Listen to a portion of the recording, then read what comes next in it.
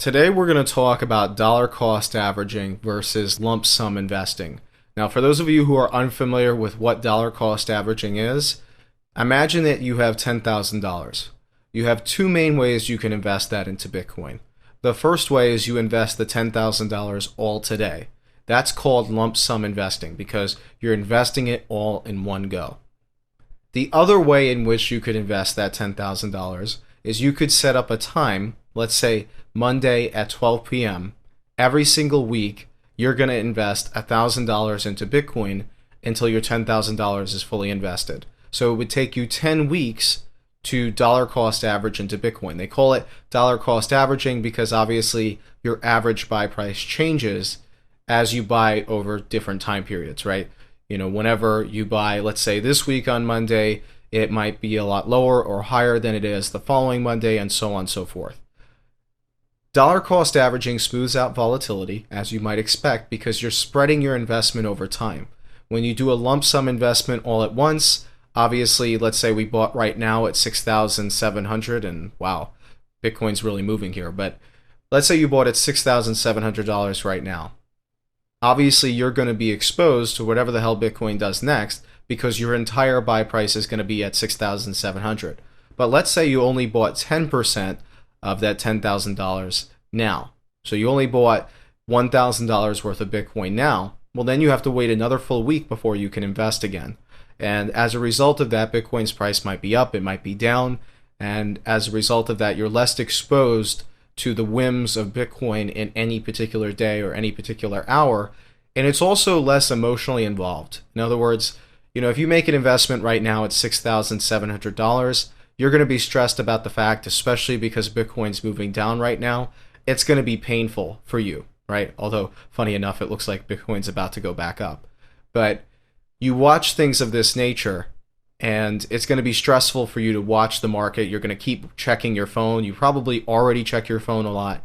Dollar cost averaging is going to be a way for you to relax with your investments because there's a set rule for when you should invest, and you don't change that rule no matter what. Now, the other thing that I want to point out about dollar cost averaging that a lot of people seem to confuse is if you have a paycheck and you say, I'm going to put $100 into Bitcoin every time I get a paycheck, that is not dollar cost averaging. That is still lump sum investing.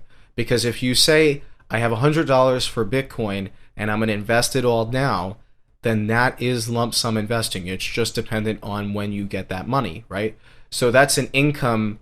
It's basically investing your income, but it's not dollar cost averaging. Dollar cost averaging is when you have a certain amount to invest right now, right? You have $10,000 in your pocket and you decide not to invest the whole thing all at once. That is dollar cost averaging.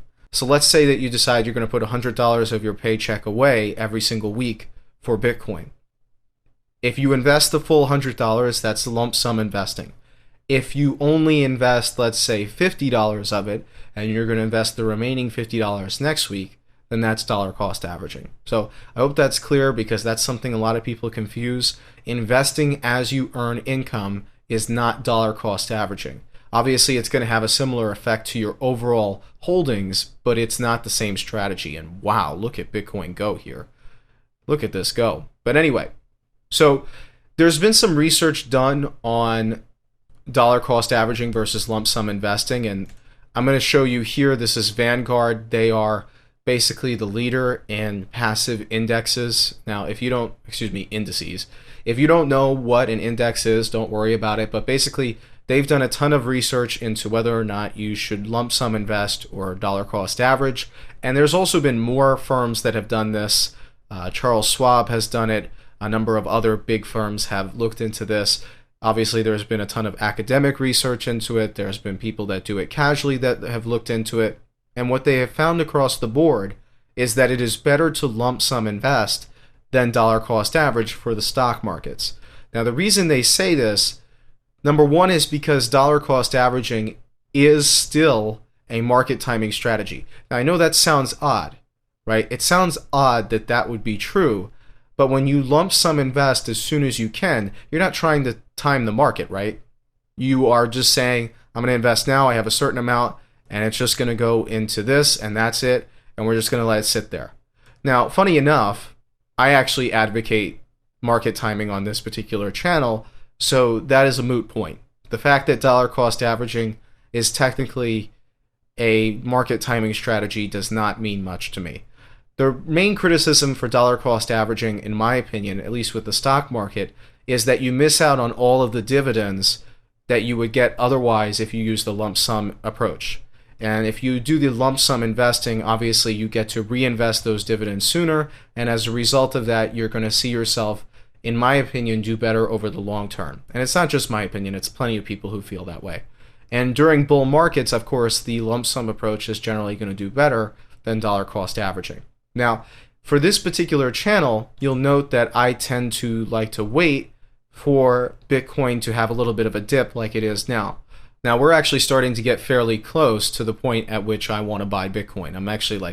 It's actually getting real close to my buy order. I hope it actually executes. But, a lot of people were just talking to me in the last video and talking about dollar cost averaging and talking about whether or not it's an appropriate strategy and why would I want to try to time the market.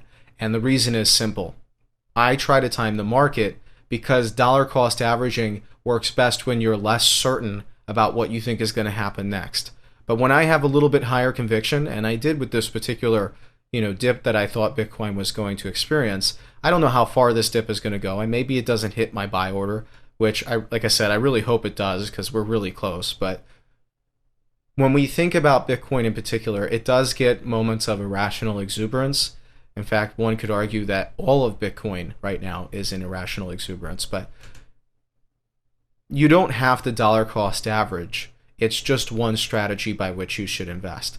For those of you that are wondering when you should or shouldn't dollar cost average, the answer is simple. If you don't have high convictions on what's going to happen next in the market, if you're not willing to take a bet on your predictions and your analysis, then stick to dollar cost averaging because it's going to remove emotions from the equation and it's going to place you in the driver's seat of your investments in a way that I cannot.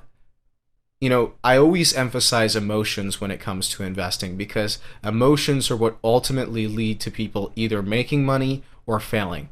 A lack of emotion and keeping a level head is fundamental towards being able to make money when it comes especially to cryptocurrencies. It's true in the stock market as well, but the swings that you see in the stock market are nowhere near close to the swings that we see in cryptocurrencies. So I really recommend for those of you who do feel the emotions associated with FOMO or FUD, or you feel the emotions associated with any aspect of trading, then I really do recommend that you dollar cost average. It's just not for me in this particular case. The other thing I want to point out here is that I do dollar cost average myself when I'm not certain about the future of the market. For example, when we look at altcoins over the past month or so, they had a really bad month against Bitcoin. And they're actually having a bad day right now against Bitcoin too. But when I thought about altcoins, I actually did dollar cost average a little bit over the past month or so. And I'm really happy that I did because they actually ended up going to lowest point right before the 2x hard fork actually got canceled. It was a little bit before then actually. It was maybe I'm going off the top of my head, I want to say 5 days before it that they actually reached their lowest point. And since then, obviously, they've done quite well. So the question becomes, if you are or aren't certain about the market, the more certain you are about the market, the more certain you are about what's going to happen next, the more likely you should just stick to your strategy and set the rules at which you want to buy, set the rules at which you want to sell, and stick to those rules no matter what. And as long as you can emotionally handle being wrong, which I can, okay, if Bitcoin doesn't go down just a little bit more to ever hit my buy price, and I end up being wrong by literally such a small amount, like fractions of a percent, yeah, that's going to suck, but I can handle it because I have a lot of experience with this. And if you don't have the experience, if you feel stressed, if you feel like you can't handle this type of market, if you feel like you can't handle or predict or have any grasp on what's going to happen next, then I would really encourage you at this point in time $2 cost average. It's going to make your life a hell of a lot easier, and you're going to do a lot better in investing in the long term because it's going to remove emotions from the equation. I hope you guys all enjoyed the video. I have recently decided to sign up for the Amazon affiliate program, and they basically test you in the beginning that you are able to drive enough volume to their pages and enough conversions, aka purchases. So feel free to check the description for some of the affiliate links that I have. Of course, they're all for things that I actually use. The Ledger Nano, you're going to see plenty of good reviews for that. I also have one up there for the crypto assets book. I think it's the best book written for investing in cryptocurrencies. Maybe not for the tech, but in terms of actually investing in the finance side of things, the way you actually make money. There is a ton of useful information in that book. I really do encourage it for anybody that's looking to get more involved in investing in cryptocurrencies. So anyway, just go ahead and check the description if you want to support me using any of those links and purchasing any of the items that I have listed there. And obviously I vouch for them. I use them myself. Otherwise, I hope you guys enjoyed the video. Leave a like, comment, and subscription, and I will get back to you as soon as possible. Thank you for watching.